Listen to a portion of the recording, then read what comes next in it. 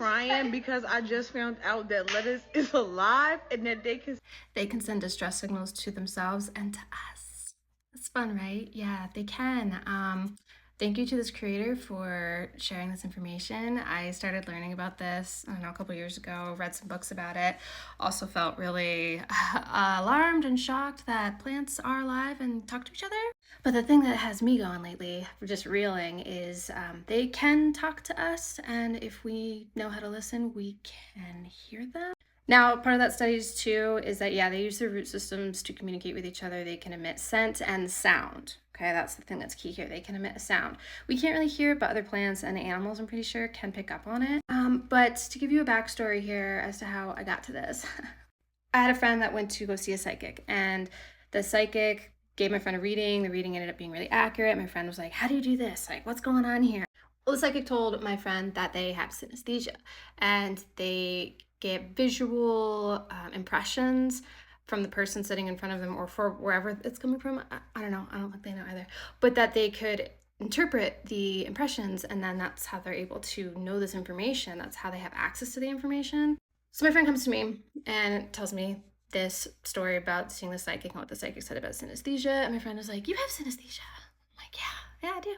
And my friend was like, you also have precognitive dreams that come true, and you often find yourself in situations where you know things about people, about their thoughts and emotions that they never shared with you. I was like, yeah, okay, what's your point? My friend was like, you probably have some of this ability too. Have you tried like doing it on purpose? So at the time, I was pretty closed off to this stuff. Really bought into my culture's ideas on it that it's woo. Thankfully, I have from that decided to research it myself and look into it to really know, because I didn't want to just trust what my society was telling me about it. As we know, they're not always trustworthy. So I continue to read up on what indigenous cultures have been saying about plants and communication and all of this, things that they have known forever, for so long, and still know now and have been trying to tell us, but we just, have done terrible, horrible, horrible things to all of them and to the ideas. Calling it woo is, yeah, that's been about control, and it's another conversation, but I decided I needed to push past that. Again, coming from my culture where my culture says, no, if you believe that stuff, it was scary, but I'm like, no, there's so many other people that know this stuff, and I need to look into it, and maybe there is something going on, and I don't want to miss it if there is.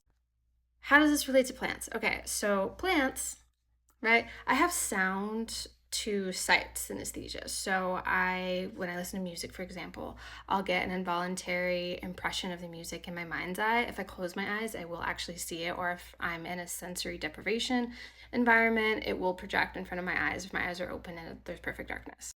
So I can see music and other sounds. And so when I learned that, okay, plants can emit sound, and after what my friend had told me with the psychic, maybe I can hear or see what plants are saying if I try it like that. Now, to say with people, well, if I have a person in front of me, I will start getting impressions of their emotions and their thoughts in my head. So, and it's the synesthesia. I recognize it as a synesthesia, but that's what people would also say is a psychic ability or telepathy or something.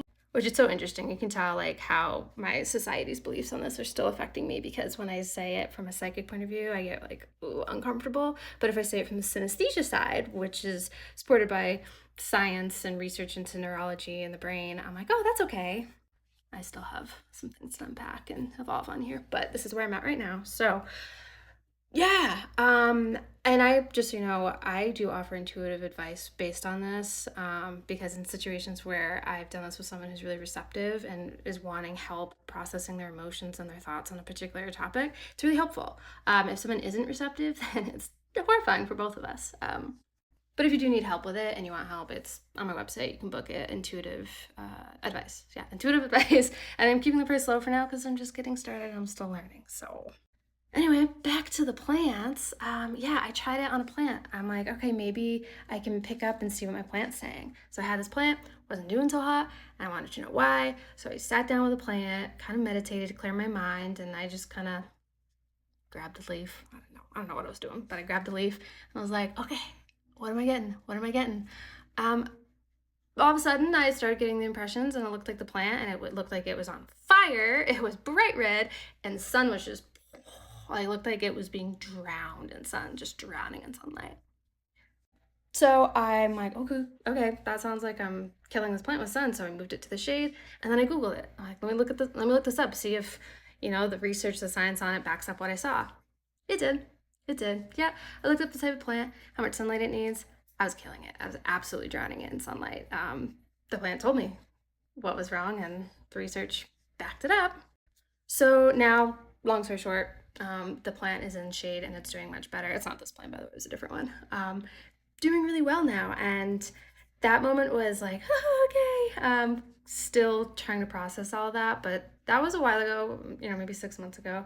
Now I am trying to read my plants more regularly to make sure that I'm taking care of them okay. And it is helpful to have the internet that can back it up so that way I can start to really trust what's going on here. But if you have synesthesia like this, have you tried this? Have you done this? Have you talked to your plants? Did it work? Or to animals or people? I'm just really curious, and if you've never tried it and then you do try it because you saw this video, will you come back and tell me? Because I'd really like to know how other people are experiencing this, for sure. Also, in other ways too, beyond plants, like, do you talk to your animals? Because I get this with animals. And how are you dealing with it? Do you come from a similar cultural, societal background as I do, and this is, difficult? Let me know. I'd love to know.